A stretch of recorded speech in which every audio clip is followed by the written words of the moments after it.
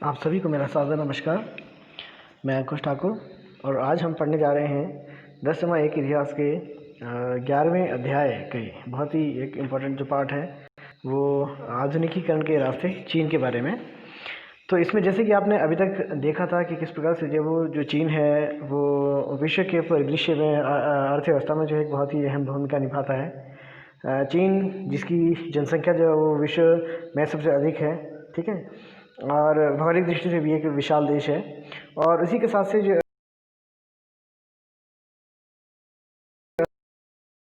कि उन्हें जो है वो हम नज़रअंदाज नहीं कर सकते। अगर हम इसके भौगोलिक परिदृश्य की बात करते हैं तो एक्चुअली में जो है ये एक विशालकाय एक देश है जिसमें हमने जलवायु के बारे में हमने बात यहाँ पे की थी, इसकी भौगोलिक स्थिति के बारे में बात की थी।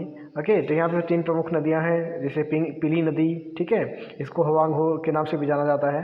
फिर सेकेंड जिसमें आता है वो आता है आपकी यांगसी नदी, ठीक है, और ये जो है वो दुनिया की तीसरी सबसे लंबी नदी है। और तीसरी जो यहाँ महत्वपूर्ण जो नदी है वो पर्ल नदी है। ओके, जहाँ तक हम बात करते हैं इसकी भाषा की तो इसमें हमने देखा था कि इसमें चीनी है, उइगर है, हुई है, मांचू, तिब्बती। ओके, और अगर हम खाने की बात करते हैं तो हमने देखा था उसमें जो वो कुछ इलाकों में जो वहाँ पे जो कैंटनीज़ जो है, ठीक है, जैसे हमने वहाँ पे देखा था एक डिमसम की हमने बात की थी, उत्तर में हमने गेहूँ की बात की थी। ओके, और कुछ बौद्ध भिक्षुओं में जो बहुत मसालेदार जो खाना है वो भी हमने उसमें पढ़ा था।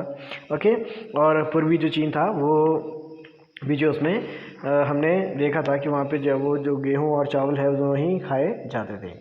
यहाँ पे हमें एक जैसे आप कुछ बच्चों ने ये सवाल किया था कि सर आप कौन सी किताब से यहाँ पे पढ़ा रहे हैं, तो मैं आपको बता दूं कि एक्चुअली में हम NCERT बेस्ड रहेंगे और मुख्य तौर पर जो है जैसे जो आपकी रिकमेंडेड जो बुक है जो आपकी हिमाचल प्रदेश स्कूल शिक्षा बोर्ड द्वारा जो मान्यता प्राप्त है उसी के अकॉर्डिंगली जो हम यहाँ पे बात करने जा रहे हैं। क्लियर, ठीक है। अब अगर हम इससे आगे की अगर हम बात करते हैं तो एक्चुअली में जो चीन का जो है जो वर्तमान समय में या जो उस समय की जो है जो स्थिति थी, ठीक है, तो उसके पीछे कुछ महत्वपूर्ण इसमें उपलब्धियां इसमें बतलाई गई हैं। जैसे उसकी संप्रभुता है, उसके पुनः शक्ति हासिल करना है, ओके, तो उसके गौरव को पुनर्स्थापित करना है या विदेशियों के प्रभाव से मुक्ति पाना है, ठीक है। इसके पीछे जो वो उनके द्वारा प्रयास किया गया और उसमें महत्वपूर्ण जो योगदान दिया वो कांग ह्यूवेल, लियांग किचाऊ, ओके, उन्होंने उन सुधारकों ने जो उसमें महत्वपूर्ण योगदान दिया। दूसरा जो है वो कि उसमें नाम आता है डॉक्टर sun yat-sen का, जो आधुनिक चीन के जन्मदाता कहे जाते हैं। और उसी के साथ साथ जो है उनका भी वो भी अपने आप उन पर भी जो है वो बहुत एक गहरा प्रभाव था पश्चिम सभ्यता और पश्चिम के विचारों का। ओके, और तीसरा जो था वो कम्युनिस्ट जो पार्टी वहाँ पे आई जो 1949 के बाद जो है जो चीन की साम्यवादी क्रांति हुई उनका अधिकार उस पर हुआ, तो उसका भी एक बहुत ही महत्वपूर्ण जो योगदान रहा वो रहा चीन के विकास में। क्योंकि उसने क्या किया, उसने जब वो वहाँ के चीन में व्याप्त जो असमानता थी उसको समाप्त करके जो वहाँ पे एक साम्यवादी व्यवस्था को जो वहाँ पे स्थापित किया और विदेशियों को वहाँ से बाहर खदेड़ दिया। अगर हम बात करें जो है वहाँ पे विदेशियों के आगमन की, तो वो 15वीं सदी से जो यहाँ पे एक तरह से जो शुरू हो गया था जब वहाँ पे जो मिशनरीज थे, ठीक है, उनके जो खगोल विद्या और गणित जैसे जो पश्चिमी विज्ञान था उसको उन्होंने वहाँ तक पहुँचाया था। एक बहुत ही महत्वपूर्ण जब हम बात करते हैं चीन की, तो चीन जो था जैसे मैंने पहले भी आपको बात कही थी कि चीन जो है वो अपनी सभ्यता में, अपनी संस्कृति में जो है वो गर्व महसूस करते थे। वो पश्चिम को जो हीन भावना से देखते थे। चीन एक विशाल देश था, इसीलिए वो आत्मनिर्भर जो है वो मुख्य तौर पर रहा करते थे। तो एक्चुअली में क्या हुआ कि कुछ समय आया, एक समय और परिस्थितियाँ कुछ बदली और क्योंकि जो एशिया के अधिकांश हिस्सों पर जो है वहाँ पे इंग्लैंड का जो है कब्जा था, तो एक्चुअली होता क्या था कि जो है भारत के कुछ हिस्सों में जो वहाँ पे अफ़ीम की खेती की जाती थी। अफ़ीम का जो है कुछ जो प्रयोग होता था वो कुछ सीमित मात्रा में, एक निश्चित मात्रा में जो कुछ दवाई के लिए जो प्रयोग किया था। लेकिन बाद के समय में क्या हुआ कि अंग्रेज़ों ने देखा कि इसे जो वो पहले जो है मुफ्त में बांटा चीनियों को, ठीक है। और वैसे जैसे कि हमने सुना है कि नशे की एक लत होती है, ओके। पहले जो वो मुफ्त में उन्हें बांट दिया गया, लेकिन जब उन्हें वो उस चीज़ के आदी हो गए, उसकी लत पड़ गई, तो उसके बाद जो है वो उस चीज़ को प्राप्त करने के लिए कुछ भी चुकाने के लिए जब वो तैयार हो गए, और जिससे क्या हुआ, जिससे उनका जो नैतिक है वो पतन हो गया, स्वास्थ्य पर बुरा प्रभाव पड़ा, वो हिंसात्मक अपराध जो आपराधिक जो गतिविधियाँ थी उसमें जो है वो शामिल होना शुरू हो गए, जो चीन के लिए बहुत बड़े संकट का एक कारण बन चुकी थी, ओके। तो एक्चुअली यहाँ पर क्या हुआ, अफीम युद्ध हुए, उसी अफीम को लेकर अंग्रेज़ उस चीज़ को वहाँ पे पहुँचाकर लाभ कमाना चाहते थे, जबकि चीनी उस व्यसन से अपने युवाओं को, अपने लोगों को मुक्त करा के जो वो से अपने देश को बचाना चाहते थे। तो इसी के कारण जो वो उनके बीच में युद्ध हुआ, और इन्हें अफीम युद्धों के नाम से जाना जाता है। ये 2 युद्ध हुए हैं, पहला 1839 से 1842, ओके, और दूसरा जो आता है ये नानकिंग की संधि के तहत समाप्त हुआ था, और दूसरा जो आता है वो 1856 से 1860 ईस्वी आता है, जिसमें 1858 ईस्वी में एक संधि हुई थी, उसको 3 की संधि कहते हैं, और 1860 ईस्वी में जो संधि हुई थी उसे पीकिंग की संधि कहते हैं, ओके। इसी के परिणाम स्वरूप जो वहाँ पे आपको ये भी यहाँ पे एक चीज़ और यहाँ पे बता दूंगा कि एक्चुअल में जो नानकिंग की संधि इनकी 1842 में हुई थी, उसमें 6 बंदरगाहें प्राप्त हुई थी, ठीक है, 5 शायद वहाँ पे प्राप्त हुई थी। फिर सेकंड में जो वो 1858 ईस्वी में जो आपकी जिनसन की संधि थी उसमें उन्हें 6 प्राप्त हुई, और बाद के समय में जो पीकिंग की संधि थी 1860 ईस्वी में उन्हें 5 अन्य जो क्या कहते हैं बंदरगाहें थी वो उन्हें प्राप्त हुई थी, और बहुत सारे महत्वपूर्ण क्षेत्र प्राप्त हुए थे, जिसके परिणाम स्वरूप जो वो चीन जो है वो कमज़ोर हो गया था। और बाद के समय में आपको याद होगा कि 1894-95 में चीन जापान युद्ध हुआ, जिसमें चीन की हार हुई, जापान जीत गया, और उसके परिणाम स्वरूप उसे बहुत ज़्यादा अपमानजनक संधियाँ करनी पड़ी, ठीक है। और उस क्षतिपूर्ति के लिए, ओके, जो मतलब 1894-95 ईस्वी में जो क्या कहते हैं युद्ध हुआ था, ठीक है, उसके बाद जो संधि हुई थी उसके परिणाम स्वरूप जो है 2 करोड़ ताइल का हर्जाना इनकी क्षतिपूर्ति के रूप में उसे देना पड़ा था। तो वो उसके पास वो नहीं थे, तो इस स्थिति में वो किसकी शरण में गया, यूरोपीय आगे आए कि हम आपकी हेल्प करने के लिए तैयार हैं, सहायता करने के लिए तैयार हैं। उसे धन तो दे दिया गया, लेकिन जब वो उसे चुकाने की स्थिति में नहीं था, तो उसके परिणाम स्वरूप जो उन्होंने उसे जो खरबूजे के जो स्लाइसिस हैं, ठीक है, उसकी भांति जो उसे काटना शुरू कर दिया। उसे ही इतिहास में चीनी खरबूजे का काटा जाना कहा जाता है। क्लियर, ठीक है। और उसके बाद जो है ये अफीम युद्धों की बात हमने यहाँ पे की। फिर अफीम युद्ध के बाद में फिर इसमें एक महत्वपूर्ण इसमें नाम आता है कांग युवेई और लियांग किचाऊ, ठीक है। उन्होंने भी जो है वो एक्चुअल में जो है वो वहाँ की जो व्यवस्था थी, उसे अर्थव्यवस्था थी, उसे सुदृढ़ करने की जो है उन्होंने जो वकालत की। उसमें प्रशासनिक व्यवस्था है, शिक्षा, स्वास्थ्य, सेना, इन सब जो है वो चीज़ों को सशक्त करने का जो उनके द्वारा प्रयास किया गया। फिर कन्फ्यूशियस जो है वो बहुत ही एक प्रसिद्ध दर्शन शास्त्री रहे हैं 5वीं से 6वीं सदी ईस्वी पूर्व के दौरान चीन में, ठीक है। और इनके बारे में मैंने कहीं पढ़ा था, जो मैं खुद भी बहुत ही उसको जो है वो अपनाया करता हूँ, कि जो चीज़ आप दूसरों के लिए नहीं चाहते, वो जो चीज़ है वो काम जो है वो आप अपने लिए भी कभी ना करें, ओके। जो चीज़ आप अपने लिए कभी नहीं चाहते वो दूसरों के लिए वो ना करें। मतलब आप किसी की निंदा, किसी की बुराई, ये सब चीज़ें जो है वो, क्योंकि ये इसका प्रभाव क्या है, इससे जो है वो उनका जो आचार था, व्यवहार था, जो नैतिकता थी, उसका जो मतलब विकास हुआ, उसमें सुधार आया, ठीक है। और उसमें क्या हुआ कि उसने जो पुराने शिक्षण प्रणाली के स्थान पर नया शिक्षण व प्रशिक्षण उपाय जो उनके द्वारा अपनाए गए। तो कहने का मतलब क्या है कि उसमें जो वो एक्चुअल में क्या था कि उन्होंने देखा कि जो है वो जो पश्चिम है, जो जापान है, वो तीव्र गति से विकास करता आ रहा है, चला रहा है, और अपने आप को जो है वो जो छिंग या मंचू जो राजवंश है उससे जो है वो अपने आप को मुक्त करते हुए उन्होंने ये बात देखी कि जब तक वो अपनी शैक्षणिक उस प्रशिक्षण संबंधी व्यवस्थाओं में सुधार नहीं कर पाते, तब तक जो उन्नति के पथ पर वो अग्रसर नहीं हो सकते, ठीक है। और उसी के आधार पर उन्होंने क्या किया कि शिक्षण प्रणाली के स्थान, पुरानी शिक्षण प्रणाली के स्थान पर जो है नया जो शिक्षण था, उसके लिए जो उन्होंने विदेशों में अपने वो छात्रों को भेजा, अपने प्रशिक्षुओं को भेजा, जहाँ से वो शिक्षण और प्रशिक्षण प्राप्त करके जो अपने देश आए, अपने वतन आए, ठीक है। और साथ में जो है वो 1905 ईस्वी में, 1904 और 5 में जब रूस जापान युद्ध हुआ था, ठीक है। तो उसके पश्चात जो है उन्होंने पूर्ण तौर से जो है इस पुरानी जो अर्थव्यवस्था, पुरानी जो शैक्षणिक व्यवस्था थी उसको पूर्णतः समाप्त कर दिया। ठीक है। अगला यहाँ पे जो बात आती है वो आता है चीन गणतंत्र की। ओके, एक्चुअली में क्या हुआ, आपको ये चीज़ याद रखना होगा। एक्चुअली में चीन में 2 क्रांतियाँ हुई थी। एक हुई थी 1911 ईस्वी की क्रांति, दूसरी हुई थी 1949 ईस्वी की क्रांति। 1911 ईस्वी की जो क्रांति हुई थी उसका महत्व ये था कि इसके परिणाम स्वरूप जो है उसे मंचू राजवंश के जो अन्यायपूर्ण जो शासन था उससे जो मुक्ति मिली थी और चीन में गणतंत्र की स्थापना हुई थी। ठीक है। और इसमें आधुनिक चीन के संस्थापक जो माने गए हैं, जो मैंने पहले भी बात की थी, उन्हें जो माना गया है वो डॉक्टर sun yat-sen को माना गया है। जैसे कि आपने हरगर पाठशाला के उस अंक में भी पढ़ा होगा, जिसमें हमारे मित्र जो है कमलेश कुमार जी वहाँ पे जो बहुत अच्छी तरीके से जो आपको इन सब चीज़ों के बारे में वहाँ पे समझा रहे हैं। ठीक है। डॉक्टर sun yat-sen कौन थे, आधुनिक जो चीन में जो उनके जो 3 सिद्धांत थे। ठीक है। तो वो भी आप भली भांति उसमें समझ सकते हो, क्योंकि राष्ट्रवाद जो है वहाँ पे एक रेत के उस ढेर के समान उसमें बताया कि उसमें ताकत केवल तभी आएगी जब उसमें सीमेंट रूपी राष्ट्रवाद को उसमें शामिल किया जाएगा। फिर ये सब चीज़ें जो आपने उसमें जो वो भली भांति उसमें आप देख सकते हो। क्लियर।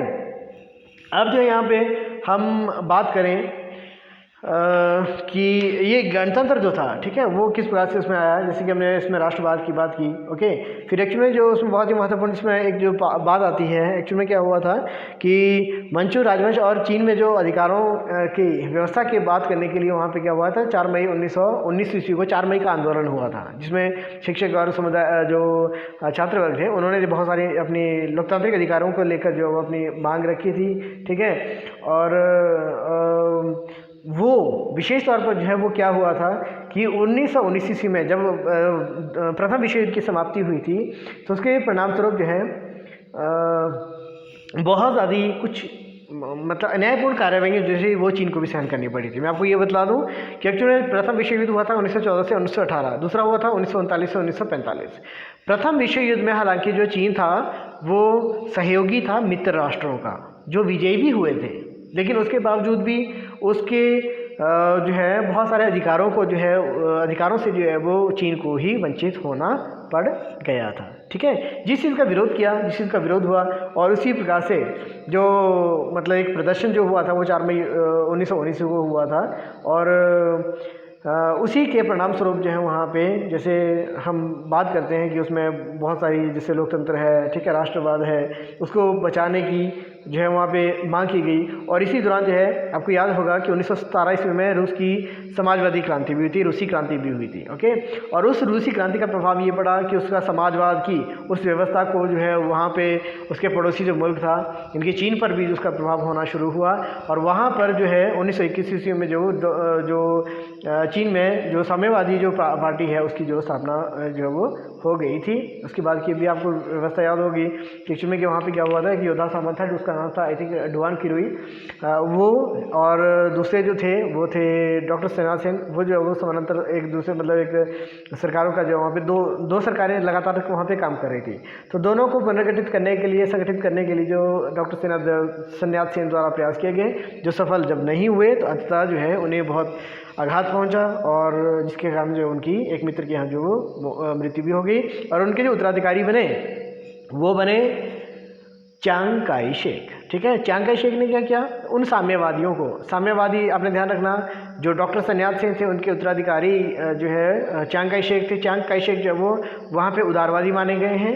और जो माओ त्से तुंग, आपने नाम सुना होगा, नया लोकतंत्र की जिन्होंने रचना की थी, तो माओ त्से तुंग जो है उन्होंने क्या किया, साम्यवाद को जो वहाँ पे फैलाने का जो है बहुत ही महत्वपूर्ण योगदान वहाँ पर दिया था। ठीक है।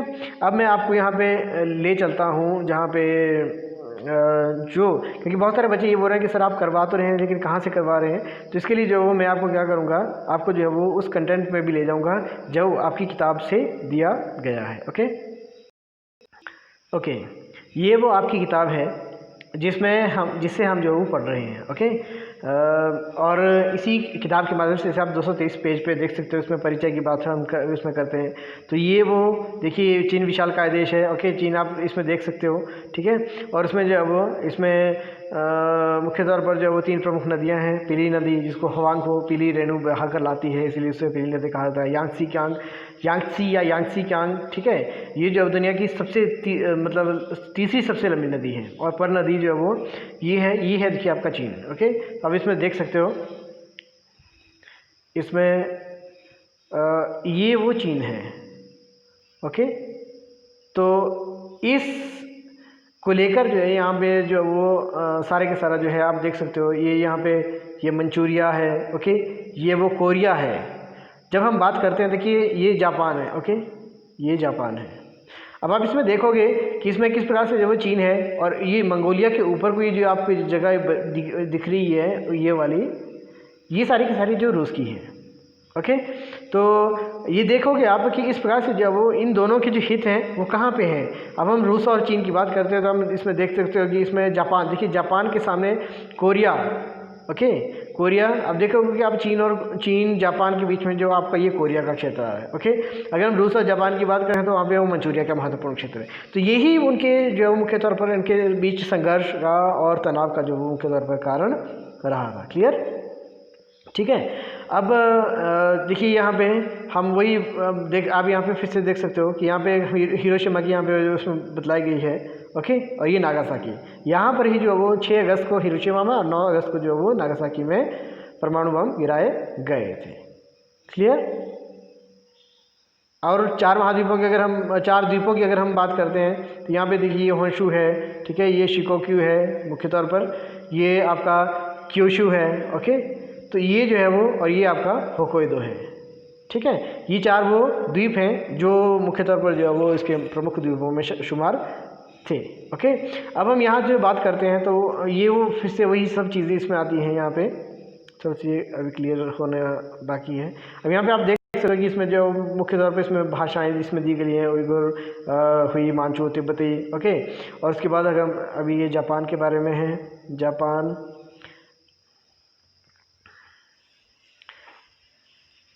और अभी जो है मुख्य तौर पर हम देख सकते हैं इसमें चीन।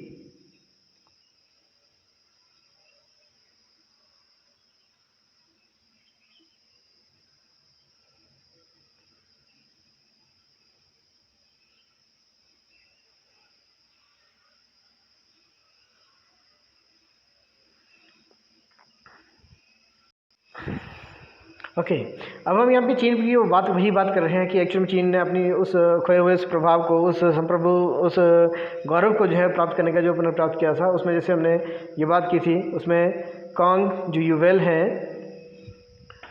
ठीक है, और लियांग किचाऊ। ओके, तो ये जो है आप इसमें देख सकते हो, ये कांग युवेल और लियांग किचाऊ, ये उसमें महत्वपूर्ण जो है उनके द्वारा भूमिका निभाई गई थी। और दूसरे जो है वो राष्ट्राध्यक्ष डॉक्टर सन यात सेन, ठीक है, इनका जो है महत्वपूर्ण योग था क्योंकि ये पश्चिम के विचारों से है। और तीसरों में जो है वो ये साम्यवाद है। ठीक है, तीसरा जो है वो ये साम्यवाद है जो उसमें उस असमानता को समाप्त कर देना चाहते थे। ओके, ये वो अफीम थे। देखिए ये अफीम का व्यापार होता था। एक्चुअल में क्या होता था, यही अफीम जो है वो भारत से ले जाती थी और उसके बाद जो है उन्हें वहाँ पे पहुँचाया जाता था। और इसमें आप देख सकते हो ये सारी की सारी चीज़ें, ठीक है, जैसे चीनी उत्पादन, जैसे चाय, रेशम, मिट्टी के बर्तनों की मांग को जो है व्यापार में असंतुलन। एक्चुअली हुआ कि जब ये वहाँ पर बहुत ज़्यादा जो है वो अफीम, जैसे कि उसमें आप जो हरघर पाठशाला में जो कमलेश जी ने बहुत अच्छे से समझाया है कि किस प्रकार से वहाँ पे जो है वो अफीम के जो टुकड़े थे वो 1800 में इतने हुआ करते थे। ठीक है, और 1839 ईस्वी में 4000 से आई थिंक वो 40,000 के करीब पहुँच गए थे। तो आप देखते हैं कि उसमें किस प्रकार से जो इसकी जो आपूर्ति थी जब वो बहुत ज़्यादा बढ़ गई तो ये उसके विनाश का एक कारण बन गई।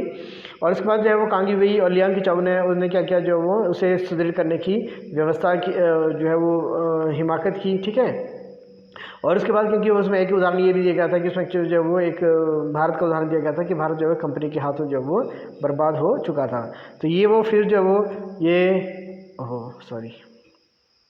कन्फ्यूशियस की बात इसमें, ये कन्फ्यूशियस की बात की गई है, ठीक है। और इन्होंने इसमें आप देख सकते हैं कि इसमें अच्छे व्यवहारी समझदार और सामाजिक संबंधों के सिद्धांतों पर जो वो इनने इसको आधारित किया था। और उसी के परिणाम स्वरूप जो वहाँ पे क्या हुआ कि ये वो व्यवस्था है जो आपको पढ़ने संबंधी, जो शैक्षणिक और प्रशिक्षण संबंधी जो वहाँ पे व्यवस्था या सुधार जो उनके द्वारा किए गए थे, ठीक है। और ये 1904-5 के बाद जो उन्होंने उस प्रारंभिक जो व्यवस्था थी उसकी समाप्ति कर दी, ओके।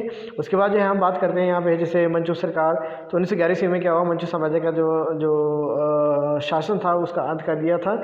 और उसमें जो वो डॉक्टर सन्यासी ने जो से महत्वपूर्ण उसे एक रूप दिया था, जिसके परिणामस्वरूप उसे जो आधुनिक चीन का जन्मदाता जो उसे कहा जाता है, ठीक है। और ये वो 4 मई 1919 ईस्वी का मुख्य चीज़ें आप जो है वो अपनी किताबों में भी अंडरलाइन इसमें कर सकते हो, ओके। और उसके बाद यदि हम बात करें तो इसमें हम देख सकते हैं, ठीक है। तो ये जो है वो, हाँ, एक चीज़ यहाँ पे जो है वो आपने बहुत ही महत्वपूर्ण इसमें ध्यान रखना है कि इन्होंने एक्चुअली 4 मांगों पर जो विशेष पर बल दिया था, जैसे कपड़ा है, खाना है, ठीक है, कपड़ा है, खाना है, घर है और परिवहन है, ओके। तो ये वो 4 चीज़ें थी जिस पर जो उनके द्वारा ध्यान दिया गया था, ठीक है। आप देख सकते हैं ये कपड़ा, खाना, घर और परिवहन, ओके। तो इसके बारे में जो है वो जैसे हम बात करते हैं जैसे 1919 ईस्वी में वही जो है वो उनकी जो रफ्तार थी वो काफ़ी जो है वो हल्की फुल्की थी, ओके। अब जो हम बात करते हैं, जैसे अगर हम बात करते हैं जैसे कमाल अतातुर्क के बारे में आप बात करोगे, जैसे +2 कक्षा में जब आप पढ़ोगे उसमें देखेंगे एक्चुअली तुर्की के खलीफा को जो है वो विश्व भर के एक उस समय के जो है वो खलीफा को विश्व भर के जो मुसलमान थे वो अपने खलीफा के रूप में उसे माना करते थे। लेकिन जो बाद के समय में जैसे इसका जो है वो कमाल अतातुर्क है, तुर्की खलीफा है, ओके। फिर उसमें उससे क्या होता कि बाद के समय में जो कमाल पाशा ने इसको पूरी तरह से समाप्त कर दिया था, ठीक है। अब यहाँ पे एक्चुअली आप देख सकते हो कि किस प्रकार से जो वो जो कीमतें हैं वो बहुत ज़्यादा बढ़ रही थी। जैसे इसमें एक सारणी या एक जो है उसमें आपका एक चार्ट साइज में आप देख सकते हो, ठीक है, कि बढ़ती हुई कीमतों की ये कहानी, जैसे कीमत के आधार पर जैसे बैल है, बैल से सूअर, सूअर से आटे की बोरी, मुर्गी, अंडे, कोयले का टुकड़ा, पन्ना, इतनी महंगाई के संदर्भ में जो है वो। और एक बहुत ही महत्वपूर्ण चीज़ भाई यहाँ पे आप इसको जो है बहुत अच्छे से इसमें आपको समझ लेना है, क्योंकि वो समय है जैसे आपने देखा होगा कि 1630 ईस्वी में तो काबा यस कवच शुरू हुआ था, ओके। और महत्वपूर्ण जो है जैसे 1854 में ये कौन सी संधि, ये कौन सा समय है जब पेरी मिशन जब जापान आया था और उसने जो वो अमेरिका ने पहले जो उससे संधियाँ की, बाद में अन्य जो राष्ट्र थे वो भी उसमें जो वो शामिल हो गए।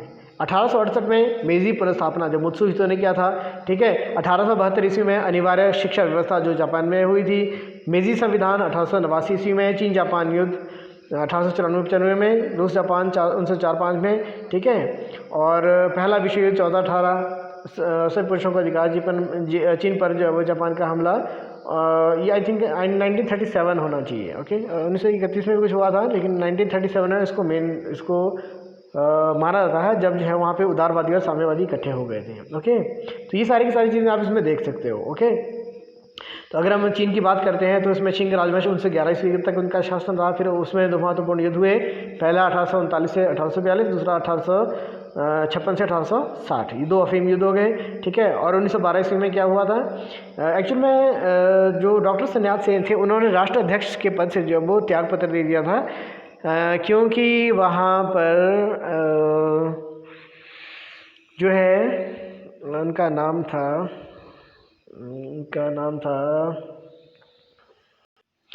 उन्होंने क्या किया था एक्चुअली में जो वो मतलब राष्ट्रहित के लिए मंचू वंश को राजगद्दी त्याग करने के लिए राज़ी करवाने के लिए जो उन्होंने जो पार्टी का जो पद था वो उससे जो समाप्त कर दिया, छोड़ दिया था। और 1912 ईस्वी में क्या हुआ था कि उन्होंने जो वो शासन के विरुद्ध जो वो एक जो है एक दल का, एक पार्टी का जो निर्माण किया था, उसका नाम था कुओमिंतांग दल। इसको शॉर्ट फॉर्म में KMT कुओमिंतांग का जो है उसे गठन किया था। 1919 ईस्वी में जैसे बताया 4 मई का आंदोलन जो उनके द्वारा किया गया। 1921 ईस्वी में ताशकंद में जो वो जो चीनी कम्युनिस्ट पार्टी की जो वो वहाँ पे चीन में जो कम्युनिस्ट पार्टी की स्थापना इसमें की गई। फिर 26 से 49 ये चीन में गृह युद्ध, ये समय वो था जब साम्यवादी और उदारवादी एक दूसरे के विरोधी थे। फिर 1934-35 में जो लॉन्ग मार्च हुआ था, 6000 मील की लंबी यात्रा थी कांगसी से लेकर शेंशी तक, जिसका नेतृत्व किया था क्या कहते हैं माओ त्से तुंग ने। ओके, अब 1949 ईस्वी में जो है वो साम्यवादी क्रांति हुई, जनवादी गणतंत्र वहाँ पे स्थापित हुआ और चियांग काई शेक, ठीक है, जो वहाँ पे राष्ट्राध्यक्ष थे, उन्हें जो भाग कर जाना पड़ा ताइवान, फार्मोसा जाना पड़ा, जिसे बाद में समय में ताइवान कहा जाता है। ठीक है, 1962 ईस्वी में आपको पता है कि इसने जो चीन पर भारत पर हमला किया था। 1966 ईस्वी में सांस्कृतिक क्रांति इसमें अपनाई गई और 1976 में जो चाओ इन लाई, ठीक है, चाओ इन लाई जो है उनका और माओ त्से तुंग का दोनों का वहाँ पे निधन हुआ। और 1997 में जो है वो ब्रिटेन द्वारा जो है चीन को हांगकांग की वापसी की गई। हाँ, युआन शिकाई नाम था उनका, जो 1911 ईस्वी में जिनके लिए जो उनके द्वारा डॉक्टर संजय सिंह ने अपना जो पद था वो त्याग दिया था। ठीक है, अब यहाँ पे चीन में साम्यवादी दल की स्थापना इसमें बात की गई है। तो 1937 ईस्वी में जापानियों ने जो चीन पर हमला किया था। ठीक है, तो ये वो समय था जब जो है उन्हें पुनः संगठित होने का मौका मिल गया। ओके, अब हम यहाँ से जब हम बात करते हैं तो एक्चुअल में जो है वो डॉक्टर माओ त्से तुंग जो है 1893 से 1936 ईस्वी को ये जो है बहुत ही महत्वपूर्ण नेतृत्व जो उन्होंने उनके जो चीन को एक नए रूप में लाने के लिए जो उन्होंने अपना महत्वपूर्ण योगदान दिया, तो उसी के परिणाम स्वरूप जो है उन्हें बहुत ज़्यादा प्रतिबंध का सामना भी वहाँ पर करना पड़ा। ठीक है, ये वो लॉन्ग मार्च है, आप इसमें देख सकते हो, इसमें क्यांगसी से लेकर ये ईनान या शेंशी तक जो है ये जो है उनके द्वारा 6000 मील की लंबी यात्रा जो है उनके द्वारा की गई थी। ठीक है, ये कई बार पूछा भी जाता है, जैसे इसमें दिया गया है, देखिए आपके सामने यहाँ पे कि ये वो जो है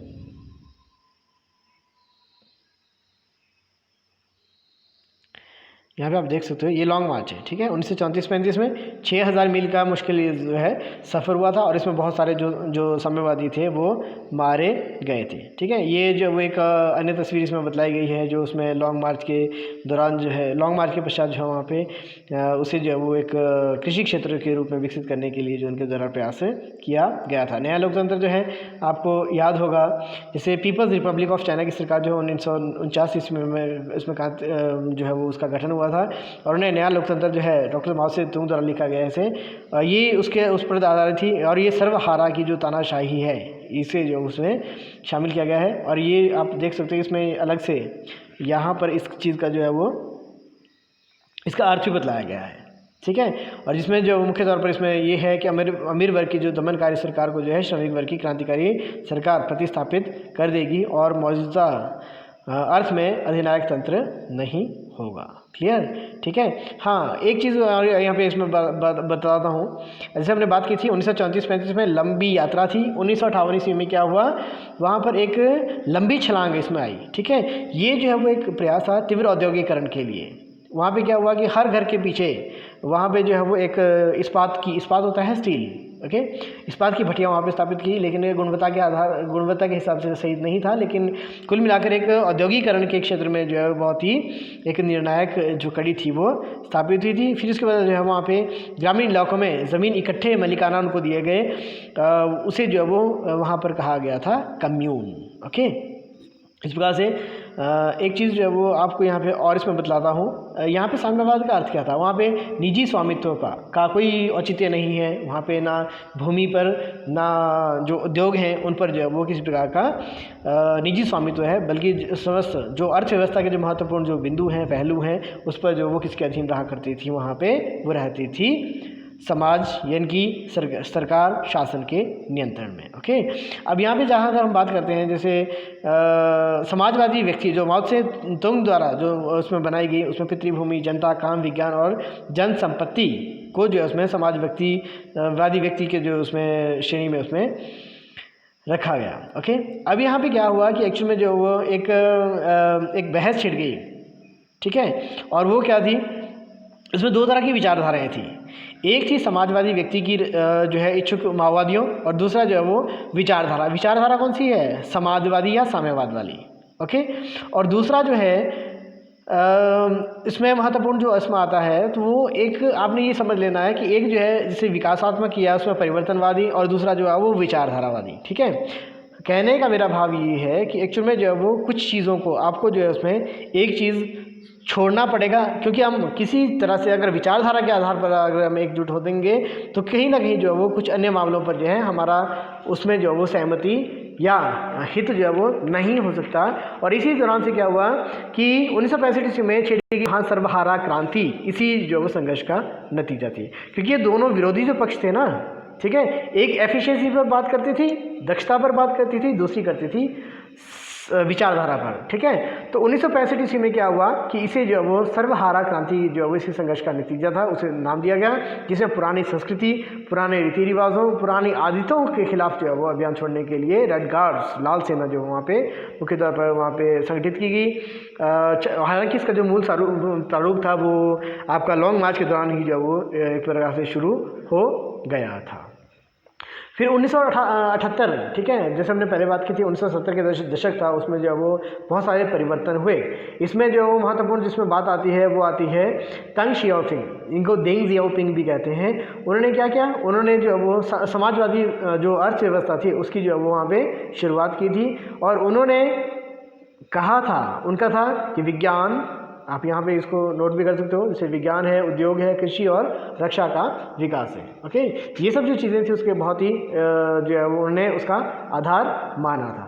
फिर इसी समय में क्या हुआ कि 60 साल पहले, जैसे 4 मई 1919 ईस्वी को जो है वहाँ पे एक आंदोलन हुआ था, तो उसी की ही जो 70वीं वर्षगांठ थी उसमें भी जो वो इसी प्रकार का जो आंदोलन था वहाँ पर किया गया। ठीक है। उसकी जो 70वीं वर्षगांठ थी 1989 में 1989 ईस्वी में 4 मई को हुई थी, और इसमें भी आप देख सकते हैं कि बुद्धिजीवियों ने जब वो खुलेपन के कड़े सिद्धांतों को ख़त्म करने की जो वहाँ पे मांग की, और तियानमेन चौक पर जो छात्रों ने प्रदर्शन को जो वहाँ पे फिर से जो वो जो है वहाँ पे उसे दबाने का उनके द्वारा प्रयास किया गया। वहाँ पे आपने ध्यान ये रखना है कि जो देंग जियाओपिंग था, देंग जियाओपिंग के समय में क्या हुआ कि जो साम्यवादी, ठीक है, जो विचारधारा है, जो अपने आप को अलग थलग रखने के लिए और जो साम्यवादी व्यवस्था को कट्टर स्वरूप में जो मानने का जो हिमायत करती थी, उसका उनके द्वारा विरोध किया गया, और जो व्यवस्थाएं थी, जो कमियां थी, उनको जो है उन्होंने दूर करने का मतलब एक कार्य किया, प्रयास किया।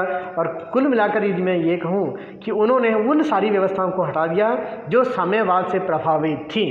ठीक है। और उन्होंने जो वास्तविक जो औद्योगिक विकास था उसको जो अपना परम ध्येय माना। ठीक है। तो इसी तरह से हम देख सकते हैं कि आधुनिकीकरण के रास्ते पर जो है चीन ने एक लंबी लड़ाई लड़ी। ठीक है।